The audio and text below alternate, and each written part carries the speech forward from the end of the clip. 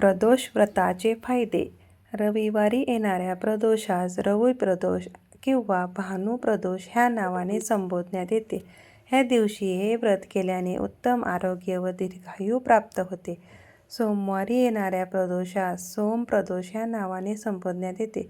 ह्या दिवशी हे व्रत केल्याने सकारात्मक विचारांची प्राप्ती होऊन सर्व मनोकामना पूर्ण होतात. मंगळवारी येणाऱ्या प्रदोषास भौम प्रदोष असे म्हणतात. ह्या दिवशी हे व्रत केल्याने उत्तम आरोग्य प्राप्ती होऊन आजारपणातून मुक्ती होते व जीवनात समृद्धी प्राप्त होते.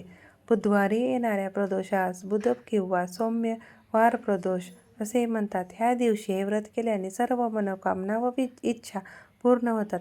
गुरुवारी गुरु प्रदोष होतो. ह्या दिवशी हे व्रत केल्याने शत्रूवर मात करता येते व पूर्वजांचे आशीर्वाद प्राप्त होतात. शुक्रवारी शुक्र किंवा भृगु प्रदोष होतो. ह्या दिवशी हे व्रत केल्याने जीवनातील नकारात्मकता नष्ट पावते व वैवाहिक जीवन सुखद होते.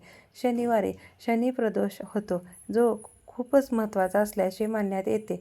हे व्रत केल्याने संतती प्राप्ती व जीवनात यश प्राप्ती होते. प्रदोष व्रत तिथीकडे विशेष लक्ष द्यावयास हवे, कारण ती सूर्यास्तावर आधारित असते.